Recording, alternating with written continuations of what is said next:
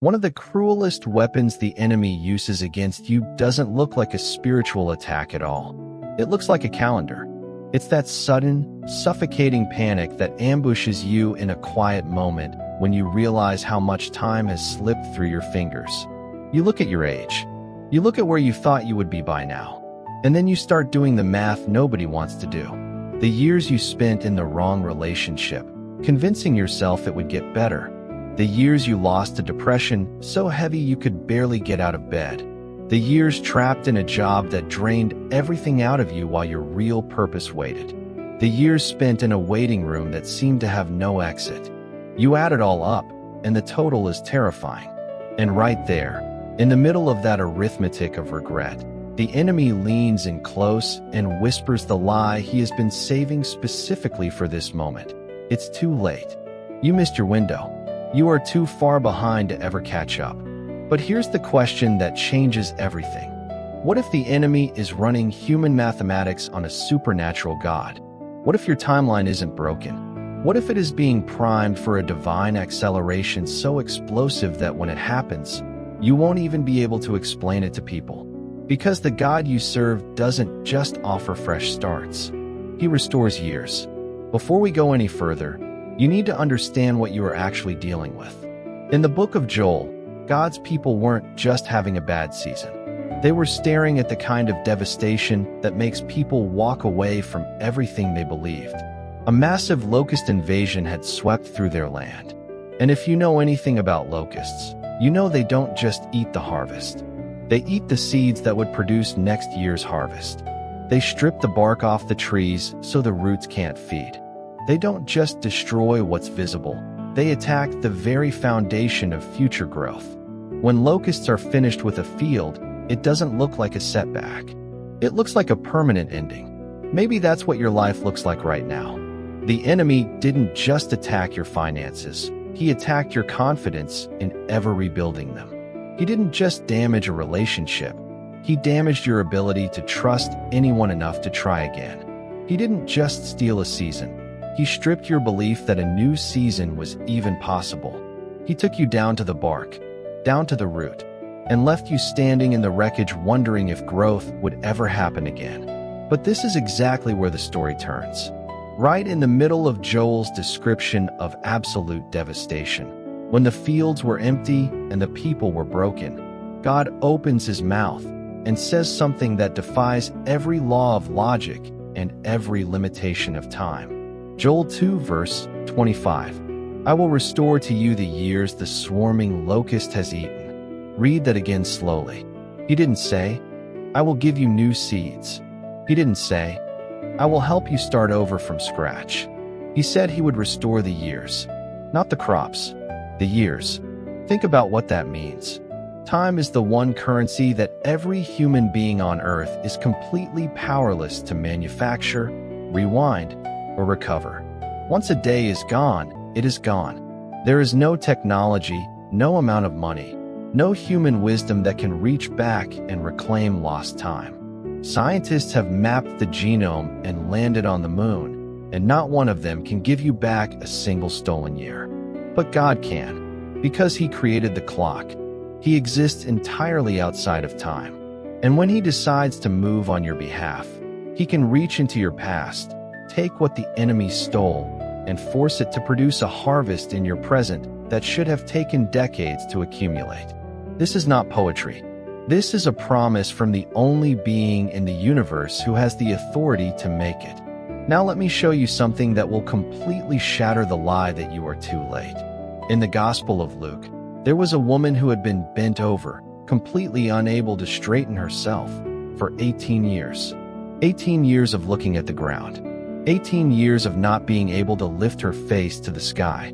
18 years of pain, limitation, and what the world would call a permanent condition. She hadn't missed 1 year. She hadn't missed 5 years. She had missed 18 years of living fully upright in the body God gave her. And then one Sabbath day, she walked into the synagogue. Jesus saw her, not the crowd, not the religious leaders. He saw her specifically, and he called her forward. He didn't make her fill out a form. He didn't ask her to explain her condition or prove she deserved healing. He simply laid his hands on her and said, "Woman, you are set free from your infirmity." And immediately, not gradually, not eventually, immediately, she straightened up and praised God. 18 years of stolen posture, restored in a single moment. But here is what makes this story shake something loose in your spirit. The religious leaders were furious that Jesus had healed her on the Sabbath. They called it unlawful. And Jesus looked at them and said something that belongs in your mouth today.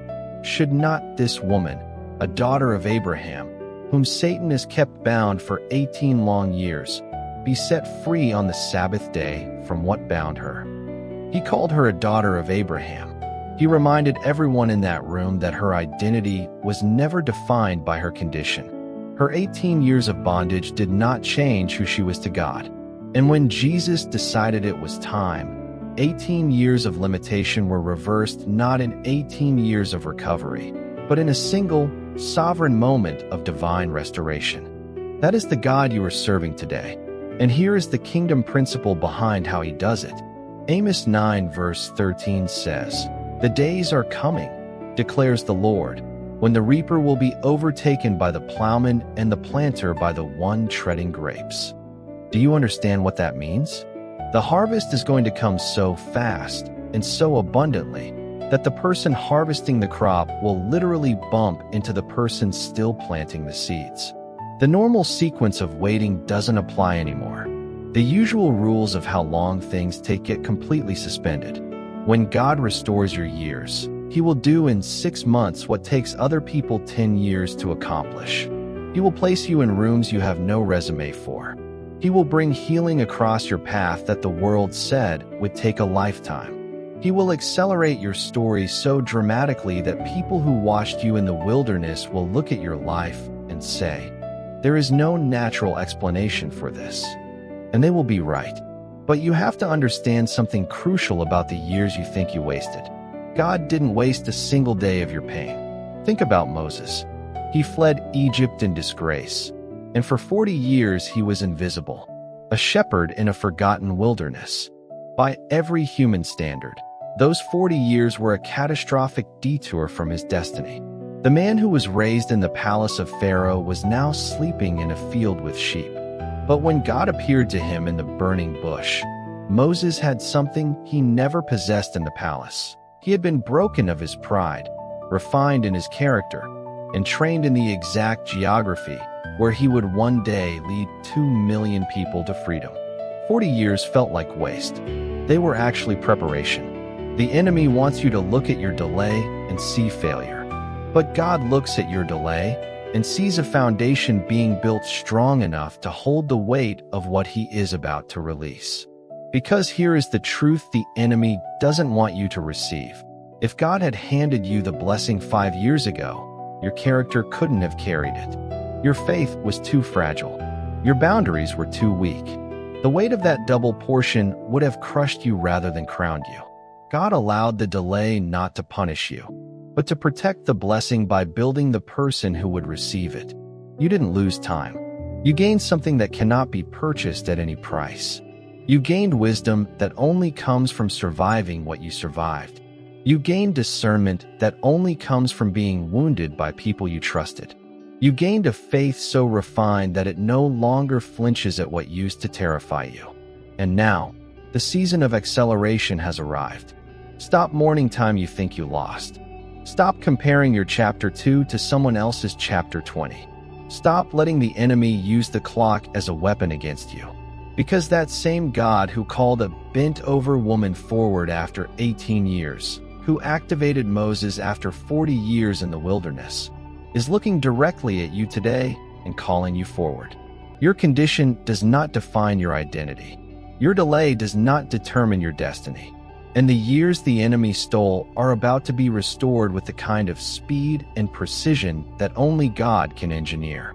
The locust years are over. The field is being prepared. The harvest that should have taken decades is coming in a single accelerated season. And when it arrives, it will be so perfectly timed, so specifically designed for every year you mourned, that you will know without a shadow of a doubt that God was counting every single day. He had the receipts the entire time. If this message anchored your spirit today, drop this prayer in the comments right now. Lord, restore my time. Say it as your declaration of faith. Say it as your notice to the enemy that you are done letting him use the calendar against you. Subscribe to Holy Purpose for biblical truth that will carry your faith through every season. Share this with someone who feels like they are too far behind to ever catch up. Your story is not over. You are not too late. You are not too broken. God is about to fast forward your breakthrough, and when He does, the acceleration is going to be absolutely undeniable. The best years of your life are not behind you. They are right in front of you.